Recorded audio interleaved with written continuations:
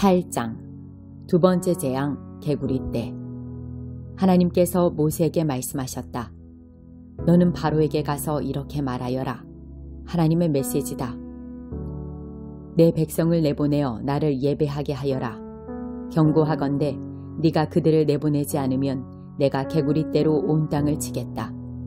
나일강이 개구리들로 가득 찰 것이다. 개구리들이 내 궁과 내 침실과 내 침대로 들어가고 내 신하들의 집과 백성 가운데로 다니며 내 솥과 냄비와 접시 속으로 뛰어들 것이다. 개구리들이 너를 덮치고 모든 사람을 덮칠 것이다. 장소와 물건을 가리지 않고 개구리 천지가 될 것이다. 하나님께서 모세에게 말씀하셨다. 너는 아론에게 말하여 지팡이를 강과 운하와 늪 위로 흔들어 개구리 떼를 이집트 땅 위로 올라오게 하라고 하여라. 아론이 이집트의 물 위로 지팡이를 뻗자 개구리 떼가 올라와 온 땅을 뒤덮었다. 그러나 마술사들도 자기들의 마술로 똑같이 하여 개구리들이 이집트 땅 위로 올라오게 했다. 바로가 모세와 아론을 불러들여 말했다. 하나님께 기도하여 이 개구리들을 우리에게서 없애다오. 내가 백성을 내보내어 하나님께 제사를 드리고 예배하게 하겠다. 모세가 바로에게 말했다. 그렇게 하겠습니다. 시간을 정해 주십시오. 왕의 신하들과 왕의 백성과 왕의 궁에서 이 개구리들을 언제 없애면 좋겠습니까? 나일강에 있는 개구리들만 남고 다 사라질 것입니다. 내일이다. 모세가 말했다. 내일 그렇게 하겠습니다. 왕께서는 우리 하나님 같은 분이 없음을 알게 될 것입니다. 개구리 떼가 왕과 왕의 궁과 왕의 신하들과 왕의 백성에게서 사라질 것입니다. 오직 나일강의 개구리들만 남을 것입니다. 모세와 아론이 바로 앞에서 물러나왔다. 모세가 하나님께서 바로에게 보내신 개구리들을 두고 기도하자 하나님께서 모세의 기도에 응답하셨다. 집과 뜰과 들 할 것 없이 모든 곳에서 개구리들이 죽었다. 사람들이 개구리들을 모아서 쌓아놓으니 죽은 개구리 냄새가 온 땅에 진동했다. 그러나 바로는 숨을 돌리게 되자 다시 고집을 부리고 모세와 아론의 말을 들으려 하지 않았다. 하나님께서 말씀하신 그대로였다. 세 번째 재앙 2. 하나님께서 모세에게 말씀하셨다. 너는 아론에게 말하여 지팡이를 들어 먼지를 치라고 하여라. 그러면 이집트 온 땅에서 먼지가 이로 변할 것이다. 모세가 그대로 행했다. 아론이 지팡이를 쥐고 땅에 먼지를 치자 먼지가 이로 변하여 모든 사람과 짐승에게 들러붙었다. 온 땅의 먼지가 이로 변하여 이집트 도처에 이가 퍼졌다. 마술사들도 자기들의 마술로 이를 만들어내려고 했지만 이번에는 그렇게 할 수가 없었다. 어디를 가나 이 천지였고 모든 사람과 짐승에게 온통 이가 들러붙었다. 마술사들이 바로에게 말했다. 이것은 하나님이 하시는 일입니다. 그러나 바로는 완강해서 그들의 말을 들으려 하지 않았다. 하나님께서 말씀하신 그대로였다. 네 번째 재앙 파리떼. 하나님께서 모세에게 말씀하셨다. 너는 아침 일찍 일어나서 바로 앞에 서거라. 바로가 물가로 내려올 때 그에게 이렇게 말하여라. 하나님의 메시지다. 내 백성을 내보내어 나를 예배하게 하여라. 네가 내 백성을 내보내지 않으면 내가 너와 내 신하들과 내 백성과 내 궁에 파리떼를 풀어놓겠다. 이집트 사람들의 집과 그들이 딛고 선 땅에도 파리떼가 득실거릴 것이다. 그러나 그 일이 일어날 때 내 백성이 사는 고센 땅은 구별하여 거룩한 곳으로 삼겠다. 고센 땅에는 파리떼가 없을 것이다. 그 일로 인하여 너는 내가 이 땅에서 하나님인 것을 알게 될 것이다. 내가 네 백성과 내 백성을 분명하게 구별하겠다. 이 표적이 내일 일어날 것이다. 하나님께서 말씀하신 대로 행하셨다. 바로의 궁과 신하들의 집에 파리떼가 득실거렸다. 이집트 온 땅이 파리떼로 폐허가 되었다. 바로가 모세와 아론을 불러들여 말했다. 어서 가거라. 너희 하나님께 제사를 드려라. 그러나 이 땅에서 드려야 한다. 모세가 말했다. 그렇게 하는 것은 현명한 일이 아닙니다. 이집트 사람들은 우리가 우리 하나님께 제사를 드리는 것을 몹시 불쾌하게 여길 것입니다. 우리가 이집트 사람들 앞에서 그들이 불쾌하게 여기는 제사를 드리면 그들이 우리를 죽이려 들 것입니다. 우리 하나님께서 우리에게 지시하신 대로 우리가 광야로 사흘 길을 가서 제사를 드리게 해주십시오. 바로가 말했다. 좋다. 내가 너희를 내보낼 테니 가서 광야에서 너희 하나님께 제사를 드려라. 다만 너무 멀리 가지는 마라. 이제 나를 위해 기도해다오. 모세가 말했다. 내가 이곳에서 나가는 대로 하나님께 기도하여 내일 파리 때가 왕과 왕의 신하들과 왕의 백성에게서 떠나가게 하겠습니다. 그러나 우리를 속이지 마십시오. 왕의 마음이 바뀌어서 우리를 내보내어 하나님께 제사를 드리지 못하게 하는 일이 없기를 바랍니다. 모세가 바로 앞에서 물러나와 하나님께 기도하니 하나님께서 모세의 기도를 들어주셨다. 하나님께서 바로와 그의 신하들과 그의 백성에게서 파리떼를 없애주셨다. 파리가 한 마리도 남지 않았다. 그러나 바로는 또다시 고집을 부리고 백성을 내보내려 하지 않았다. 11장 필요한 것을 솔직하게 구하여라. 하루는 예수께서 한 곳에서 기도하고 계셨다.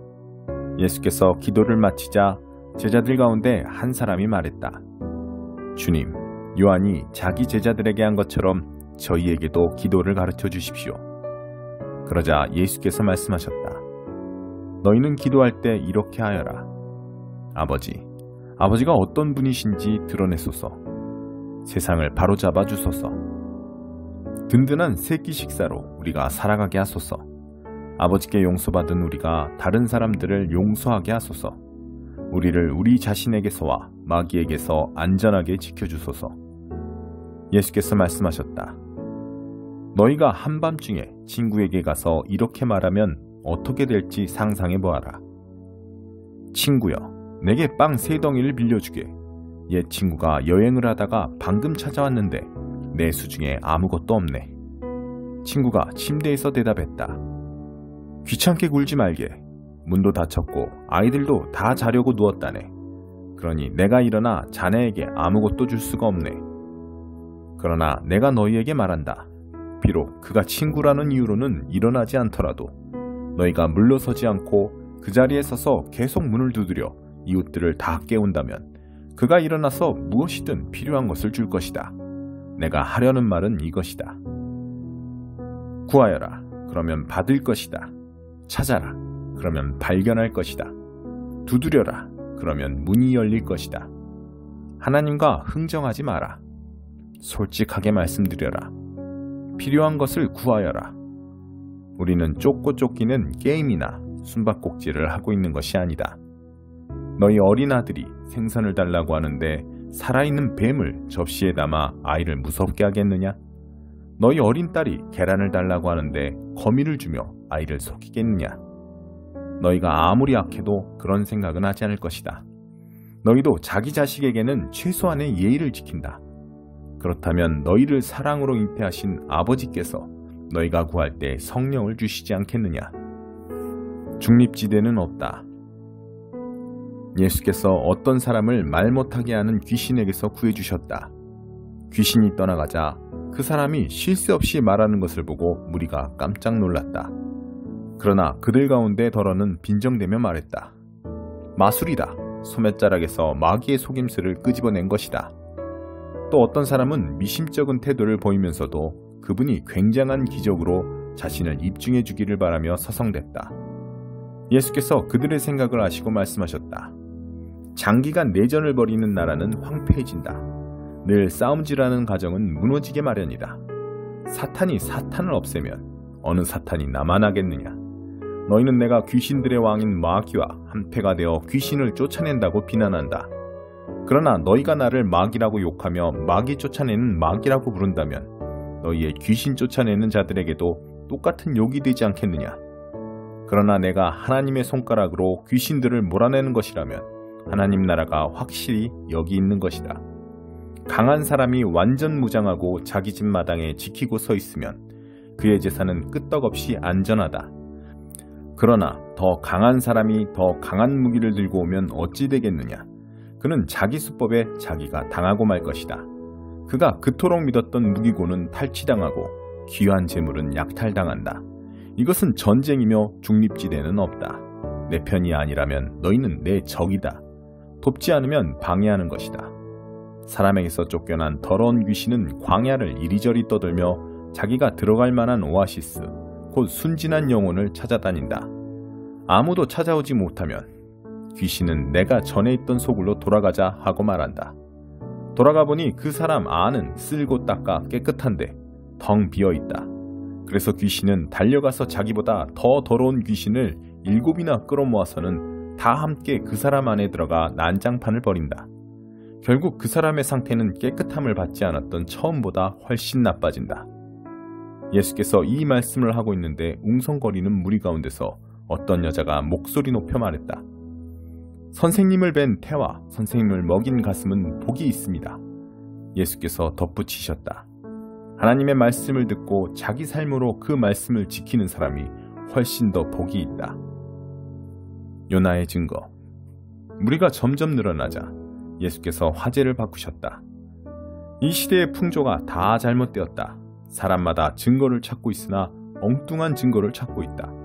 너희는 너희의 호기심을 만족시켜주고 기적에 대한 너희의 욕망을 채워줄 무언가를 찾고 있다. 그러나 너희가 얻게 될 유일한 증거는 요나가 니느웨 사람들에게 준 증거뿐이다. 그것은 전혀 증거처럼 보이지 않는다. 인자와 이 시대는 요나와 니느웨 같다. 심판날에 니느웨 사람들이 일어나 이 세대를 정죄할 증거를 내놓을 것이다. 요나가 설교할 때 그들이 자신들의 삶을 고쳤기 때문이다. 요나보다 더 큰 설교자가 여기 있는데도 너희는 증거를 따지고 있다. 심판날에 시바 여왕이 앞에 나와서 이 세대를 정죄할 증거를 제시할 것이다. 여왕이 지혜로운 솔로몬의 말을 들으려고 먼 땅 끝에서부터 찾아왔기 때문이다. 솔로몬의 지혜보다 더 큰 지혜가 바로 너희 앞에 있는데도 너희는 증거 운운하며 억지를 부리고 있다. 등불을 켜서 서랍 속에 숨겨두는 사람은 아무도 없다. 등불은 단 위에 둔다. 그래야 방에 들어오는 사람들이 그 빛 덕분에 자신이 어디로 가는지 보고 다닐 수 있다. 내 눈은 내 온몸을 밝혀주는 등불이다. 내가 경의와 믿음으로 눈을 크게 뜨고 살면 내 몸은 빛으로 가득해진다. 내가 탐욕과 불신으로 곁눈질하고 살면 내 몸은 음습한 지하실이 된다. 내 몸이 곰팡내 나고 어둠침침하게 되지 않으려면 눈을 뜨고 살면서 내 등불이 계속 타오르게 하여라. 빛이 가장 잘 드는 내 방처럼 내 삶에도 늘 빛이 잘 들게 하여라. 사기꾼들아. 예수께서 이 말씀을 마치자 바리새인 하나가 그분을 저녁 식사에 초대했다. 예수께서 그의 집에 들어가 식탁 앞에 앉으셨다. 바리새인은 예수께서 식사 전에 손을 씻지 않는 것을 보고 기분이 언짢았다. 그러자 주님께서 그에게 말씀하셨다. 너희 바리새인들이 햇빛에 반짝일 정도로 컵과 접시 겉에 광을 내는 것을 나는 알고 있다. 그러나 나는 너희 속에 탐욕과 은밀한 악이 득실거리는 것도 알고 있다. 미련한 바리새인들아, 겉을 지으신 분께서 속도 지으시지 않았느냐? 너희 주머니와 너희 마음 둘 다를 뒤집어서 가난한 사람들에게 후히 베풀어라. 그러면 너희의 그릇과 손뿐 아니라 너희의 삶도 깨끗해질 것이다. 나는 이제 너희라면 지긋지긋하다. 너희 바리새인들아, 사기꾼들아, 너희는 도무지 구제불능이구나. 너희는 꼼꼼히 장부를 적어가며 동전 하나에까지 11조를 내지만 정의와 하나님의 사랑 같은 기본적인 것에서는 용케도 빠져나갈 길을 찾아낸다. 정성스러운 장부 정리도 좋지만 기본은 반드시 해야 하는 것이다. 너희 바리새인들아, 사기꾼들아, 너희는 도무지 구제불능이구나. 너희는 교회 식사 때 상석에 앉는 것을 좋아하고 사람들의 화려한 칭찬에 우쭐하는 것을 좋아한다. 사기꾼들아, 너희는 꼭 묘지 표지가 없는 무덤과 같다. 사람들은 깔끔하게 정리된 잔디를 밟고 다니지만 그 2m 아래 땅속은 온통 썩고 부패한 것을 알 턱이 없다. 종교학자 가운데 한 사람이 말했다. 선생님, 그렇게 말하면 우리에게까지 모욕이 된다는 것을 아는지요? 예수께서 말씀하셨다. 그렇다. 이보다 더 노골적으로 말할 수도 있다. 너희 종교학자들아, 너희는 도무지 구제불능이구나. 너희는 사람들에게 온갖 규칙과 규정의 짐을 잔뜩 지워서 그야말로 등골이 휘어지게 하면서 도와주려고 손가락 하나 까딱하지 않는다. 너희는 도무지 구제불능이구나. 너희는 너희 조상들이 죽인 예언자들을 위해 무덤을 쌓는다. 그러나 너희가 쌓은 무덤은 살해당한 예언자들을 기념하는 것이 아니라 오히려 살인자인 너희 조상들을 기념하는 것이다. 그래서 하나님의 지혜도 말하기를 내가 그들에게 예언자와 사도들을 보내겠지만 그들이 이들을 죽이고 쫓아낼 것이다 라고 한 것이다. 이것은 아벨의 피에서부터 제단과 성소 사이에서 죽임당한 사가랴의 피까지 땅이 시작된 이래로 지금까지 흘린 모든 의로운 피가 다 너희 책임이라는 뜻이다. 그렇다. 그것이 이 세대의 계산서에 올라와 있으니 이 세대가 갚아야 할 것이다. 너희 종교학자들아, 너희는 도무지 구제불능이구나. 너희는 지식의 열쇠를 가지고 있지만 문을 열지 않고 오히려 잠가버렸다. 너희 자신도 들어가려 하지 않고 다른 사람도 들어가지 못하게 한다. 예수께서 식탁을 떠나시자마자 종교학자와 바리새인들이 격분했다. 그들은 어떻게 그분의 입에서 나오는 말로 그분을 함정에 빠뜨릴까 모의하며 그분이 하신 말씀을 하나하나 따져보았다. 25장 수아사람 빌닷이 다시 욥을 비난했다. 하나님은 주권자시오 무시무시한 분이시네. 우주의 모든 것이 그분의 계획대로 착착 움직이지. 그분의 천군 천사를 누가 다 헤아릴 수 있겠는가? 어딘들 그분의 빛이 비치지 않겠는가? 한낱 인간이 어찌 하나님께 맞설 수 있겠는가? 별 볼 일 없는 사람이 어찌 죄 없는 채 할 수 있겠는가? 하나님이 보실 때는 달도 흠이 있고 별들도 완전하지 않거늘 그에 비하면 민달팽이와 구더기에 불과한 평범한 사람들이야 더 말할 나이가 있겠는가? 26장 욥이 대답했다. 힘없는 사람에게 정말이지 큰 힘이 되어주는군. 절묘하게 때를 맞추어 도우러 왔어. 혼란에 빠진 사람에게 그런 멋진 충고를 하다니 통찰력이 정말 기가 막히군. 도대체 이 모든 것을 어디서 배웠나? 어디서 그렇게 대단한 영감을 얻었는가 말이네. 죽어 땅에 묻힌 모든 자와 깊고 깊은 바다에 빠져 죽은 모든 이가 고통으로 몸부림치네. 하나님 앞에서는 지옥이 활짝 열리고 무덤도 파헤쳐져 훤히 드러난다네. 그분은 형체 없는 공간에 하늘을 펼치시고 텅 빈 허공에 땅을 매다시네. 뭉게구름 자루에 물을 부어 넣으시고 그 자루가 터지지 않게 하시지. 시간이 지남에 따라 달이 적절히 찼다 이울었다 하게 하시네. 대양 위에 수평선을 그으시고 빛과 어둠의 경계를 정하신다네. 하늘에서 우르릉 쾅쾅 천둥소리가 들려오는군. 들어보게 하나님이 언성을 높이시네. 그분은 능력으로 바다 폭풍을 잠재우시고 지혜로 바다 괴물을 길들이신다네. 입김 한 번으로 하늘을 맑게 하시고 손가락 하나로 바다뱀을 눌러버리시네. 그러나 이것은 시작일 뿐. 그분의 통치를 알리는 속삭임에 불과하네. 하나님이 제대로 언성을 높이시면 우리가 무엇을 할 수 있겠나? 12장 성령께서 주시는 선물. 이제 나는 하나님의 영이 우리 삶 속에서 활동하시는 다양한 방식에 대해 이야기하려고 합니다. 이것은 복잡하고 종종 오해를 받기도 하는 문제지만 나는 여러분이 반드시 제대로 알아두기를 바랍니다. 하나님을 알지 못하던 때 여러분이 어떠했는지 기억하십니까? 그때 여러분은 가짜 신에게서 또 다른 가짜 신에게로 끌려다녔습니다. 자신이 무엇을 하는지도 모른 채 다른 사람이 하는 대로 그저 따랐을 뿐입니다. 이제부터 내가 말씀드리는 삶은 다릅니다. 하나님께서는 우리가 우리의 지성을 사용해서 할 수 있는 한 제대로 이해하려고 애쓰기를 바라십니다. 예컨대 여러분이 조금만 생각해보면 하나님의 영이 누군가로 하여금 예수는 저주를 받아라 하고 말하게 하지 않는다는 것을 충분히 알 수 있습니다. 또한 성령이 주시는 통찰력 없이는 아무도 예수는 주님이시다 하고 말할 수 없습니다. 하나님의 다양한 선물은 어디서나 받을 수 있지만 그 선물은 모두 하나님의 영에서 비롯됩니다. 하나님이 맡겨주신 다양한 사역도 어디서나 수행할 수 있지만 그 사역 역시 하나님의 영에서 비롯됩니다. 하나님의 다양한 능력도 어디서나 펼쳐지지만 그 모든 배후에 계신 분은 하나님이십니다. 누구나 할 일을 얻어 하나님이 어떤 분이신지 알릴 수 있습니다. 누구나 그 일에 참여할 수 있고 누구나 유익을 얻을 수 있습니다. 성령께서는 온갖 선물을 온갖 부류의 사람들에게 나눠주십니다. 그 다양성이 놀랍습니다. 지혜로운 권면, 명료한 이해력, 단순한 신뢰, 병자를 고치는 능력, 기적, 선포, 영을 분별하는 능력, 방언 통역. 이 모든 선물의 근원은 같습니다. 한 분이신 하나님의 영이 하나씩 나눠주시는 것들입니다. 누가 언제 무엇을 받게 될지는 그분께서 정하십니다. 다른 데서 더 찾을 것도 없이 여러분 자신의 몸을 보면 이런 성령의 선물들이 어떻게 역사하는지 쉽게 알 수 있을 것입니다.